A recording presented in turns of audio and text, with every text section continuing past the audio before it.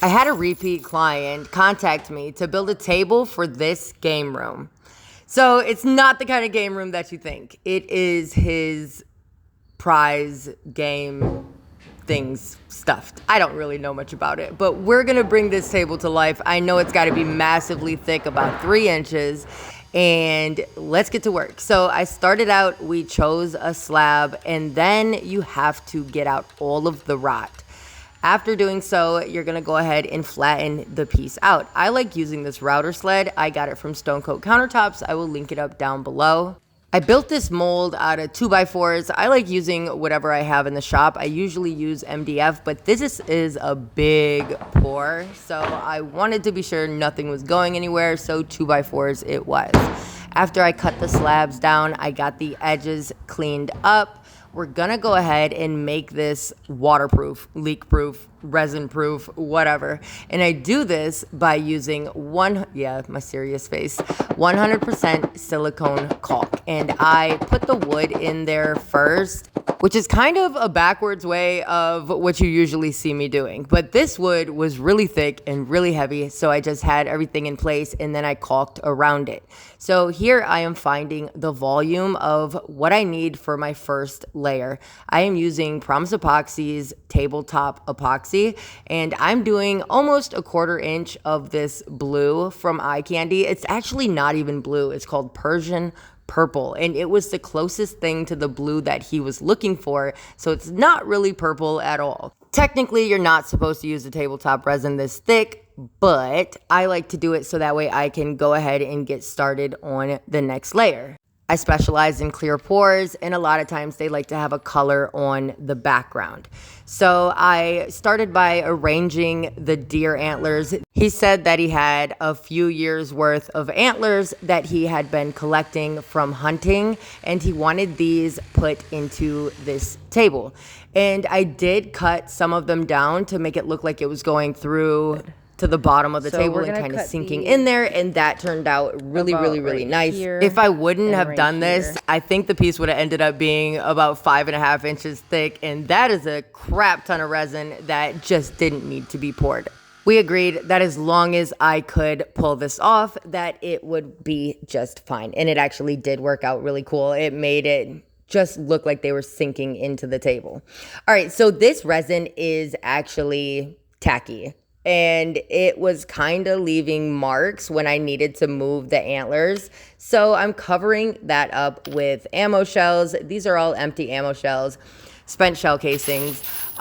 He wanted them dirty and clean. So there is that rustic feel to this. I like to give my clients exactly what it is that they're looking for. Basically, you guys have the vision. We're just using my hands to bring that to life. So I did a mix of clean and dirty spent shell casings. A lot of people like to correct me on my hunting tables a lot. Like, they always try to school me on stuff. And the reality is I build furniture. I don't hunt. So I put the shells in and I made a cool table. All right. After I got everything where he wanted it, then we're going to go ahead and we're going to do the deep pour resin. I only use Promise Epoxy deep pour resin. That is all I use for my deep pours, unless I'm doing a product review for another company. But I will not do this on a client's piece. Absolutely not. The reasoning for that is because I specialize in clear pours, and I know that this resin gives me consistent, clear results. And I will not sway from that at all, like, unless somebody can change my mind. And that's where the product reviews come in, where they're like, hey, I got a good formula, I want you to use it. And it just never outdoes the resin that I'm currently using. So use code FLUIDWOOD for 15% off. And I would stick to a good resin if I was you. Especially when you're working with people's stuff. Like, I'm not going to go out and hunt these deer and cut their antlers off. And, like, I'm not doing that. So let's just get it right the first time.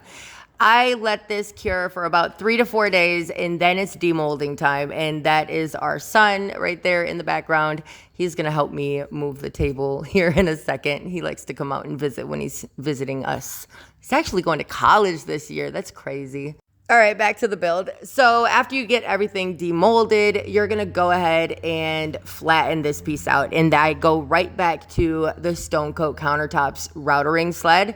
And I use the Triton router. I have videos that are on this about how to flatten wood, and I'm actually working on an e-course of how to do encapsulations inside of tables, because I know a lot of people struggle with this, and I have a lot of jobs and experience and years under my belt with doing these pours, right? And finishing these tables. I almost lost this piece right here. My goodness. Like, I knew this thing was heavy, but holy crap, this thing was heavy. And it's just me in this shop. And I'm pretty sure KK was still like not even 6 months old when I did this table. So I had just had a baby. But baby still stopped eating, and it's back to work for mommy. So here I am in the shop doing this. Sometimes when you're flattening out wood, you expose rot or cracks or something that you didn't see before. This was already there. I just waited until after I did the initial pour so that way I could fill it in and whatever else needed to be filled in after I flattened it.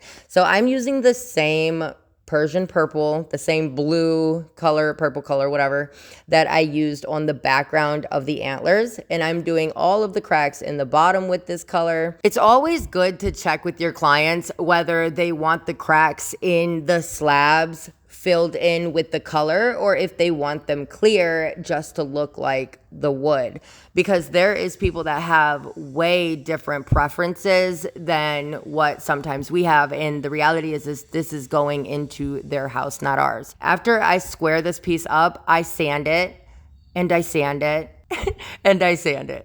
Immediately after doing this piece, I quickly invested in one of the best sanders that I have ever used in my entire life. And I'm going to link that video up top in the right-hand corner about my sanding station setup. I would give every sander I own for this one sander. It has saved me hours and hours. My sanding times were 10 to 12 hours. They're down to like 2 to 3. So yeah. All right. So I'm building a dust coffin. Now, a lot of people ask me, how do you keep dust out of your pieces? How do your pieces turn out so clear? This is how I do it. I build a dust coffin. I usually use 1x2s and 2x6s, and I just make a box, I line it with plastic, and then I put a sheet of insulation over top of it. Okay, so when it comes to seal coats and flood coats, you're gonna wanna do 2 to 3 seal coats. I actually have an e-course on how to do epoxy resin finishes, and I'm gonna go ahead and link that down in the description. I have about 4 e-courses, and I'm actually going through and I'm updating them a little bit, but once you purchase, you will get all of what's already in there, and then anything that ever gets updated. I don't do a 2.0 workshop or anything like that. I don't believe in that. All right, so seal coats are crucial because it keeps the air out of your flood coats. And that is the whole point of a seal coat, is to make the wood a non-porous surface. So that way you can go ahead and flood it the way that I'm doing right here in this video and not have your piece turn out like bubble wrap. I am contacted at least once a week by somebody who has attempted a flood coat and their stuff looks like bubble wrap. They have no idea what happened. How do they fix it? And basically I asked them if they did a seal coat, and the answer is usually, what is a seal coat? So if you want to, I'm linking all of my e-courses up down below. And usually if you have a question, you just drop it in the comment and I answer them anyways. But it's nice to just have somebody tell you what to do so that way you can do it. At least it is for me, because I don't have hours and hours and hours to go watch 100 YouTube videos to find out how to do 2 things, you know? All right, make sure you don't have any drippy edges. It's your job to go ahead and smooth all of those out. That is a vertical surface, so you're going to want to add heat to it, and that thins it out so that way you can get those smooth edges. All right, after you're done popping all of your bubbles, cover your piece up. I just use a 4x8 sheet of insulation. I have smaller ones if I do smaller pieces. Let that cure for a couple of days. I do not flip my pieces over until about 4 to 5 days. I don't want them indenting or doing anything like that. There's little baby Monty. My kids love coming in the shop and helping me out or just making a mess. All right, I'm sealing the bottom of this piece up with Odie's oil. This is a wipe on, wipe off finish. I really like Odie's oil because it slows down the rate at which air and moisture go in and out of the wood. And using a quality finish the right way on the bottom of your pieces or the top, along with knowing you're working with dry wood, will ensure that your pieces are not going to cup or bow or twist or anything. So I put a buffer pad on my FESTOOL Rotex, and I just buffed it in, and then you just wait 5-10 minutes and then wipe it off. And you have to make sure that you wipe all of it off. Same thing goes with Rubio Monocoat. I talked to them. They said one of the main things that their people do is leave on too much oil. All right, it's time for the reveal. And here she is. He went ahead and had his legs picked out and stuff, so he put those on there. I just shipped this to him. Yes, I ship worldwide. Look at this. I love the way, I don't really do game rooms, but I really, really, really like the way this piece turned out. And I think it fits this room to a T. I'm pretty sure that he hunted all of these animals and fished all of the fish. I'm almost 1,000% sure.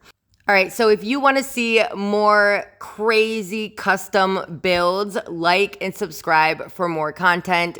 I can't promise it's going to be one of these. I just do random builds for people, whether it be a candy toilet seat or a deer antler table. It doesn't matter. I just do what I'm told. And then I make videos and I show you how I did what it is that I did. If you made it this far, and put this in the comments, what is the color that I used in the bottom of this piece? All right, thank you for watching, you guys. Everything I used is linked below. I will catch y'all next time.